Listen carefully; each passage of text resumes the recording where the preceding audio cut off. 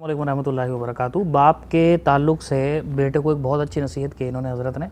आप जानते हो कि मशहूर चेहरा है, बहुत पूरे हिंदुस्तान के अंदर ये दौरा करते हैं, सफ़र करते हैं।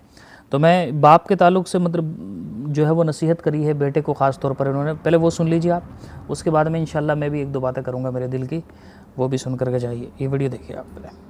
मैंने कई बापों को कहते सुना है हम तो फाकों में काट लेंगे शाहिद, लेकिन बेटों की नहीं कटने देंगे। कितने मजदूर बाप कहते हैं मौलवी साहब बैठो रक्शे पे, बेटे क्या करते हैं? का कोई LLB कर रहा है, कोई BOMS कर रहा है, आप रक्षा चला रहे हो। कहा हाँ, तमन्ना ये है कि हमें छत मिले ना मिले, हमारे बेटे को साहिबान मिल जाना चाहिए। हमने तो धूप में काटी है, हमारे बेटे साए में बैठ के जिंदगी गुजार ले। बड़े एहसानात होते हैं बाप के सरों के ऊपर, इनकी बातों को नजरअंदाज न किया करो, एक एक जुमले को नोट किया करो। जब तुम पलट के काम से आया करो, हफ्ते में छुट्टी मिला करे, आधा दिन बाप के साथ बैठा करो। ये उदास चेहरा जो तुम्हें तकता रहता है, कभी इसके कंधे पे हाथ रख के अब्बा बताना जवानी का कोई वाकया बता, कोई दिन तुझे याद हो तो बता, बता कौन सा बड़ा काम किया था। जब तुम बाप से ये कहोगे, फिर देखना 70 साल की उम्र में उसके चेहरे पे 25 साल के हसार नजर आएंगे। वो मरीज की हालत में भी एक जवान नजर आएगा। जब वो तुमसे खुल के बात करेगा, उसके दिल का दर्द निकल जाएगा, हालात उसके बेहतर हो जाएंगे। हम ये कहते हैं हम ताकत वाला सिरप ला के देंगे, सेब से ताकत आएगी। खुदा की कसम 4 मिनट बैठ के बाप से प्यार से बातें कर ले, कोई बोतल तेरे बाप को वो ताकत नहीं दे सकती जो तेरी मीठी बोली 4 मिनट में तेरे बाप को ताकत दे सकती है। अल्लाह तबारक व तआला हमको कदर करने की तौफीक अता फरमाए।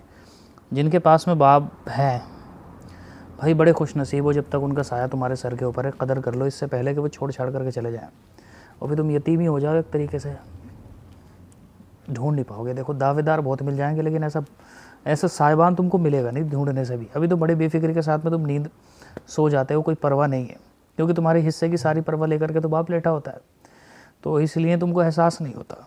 लेकिन जब ये दौलत तुमसे छिन जाएगी तब तुमको एहसास होगा कि तुमसे सारी दुनिया की दौलत छिन गई है। इसलिए जब तक ये सांस ले रहे हैं तुम्हारे आमने सामने, बस इनकी एक एक सांस को कदर जानो, इनकी एक एक सांस को अपने लिए बहुत बड़ी गनीमत समझो।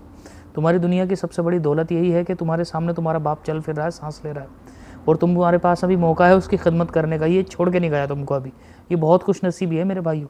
और ज़िंदगी तो बहुत अनप्रेसिडेंटेड है, आपको पता है मौत बहुत अनप्रेसिडेंटेड है।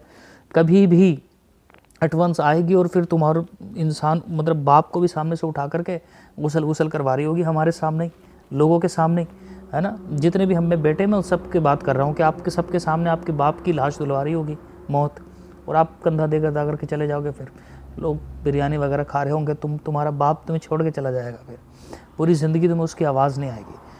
कदर कर लो मेरे भाइयों, बड़े खुश नसीब हो जिसके पास में बाप मौजूद है, जिसके पास में माँ मौजूद है।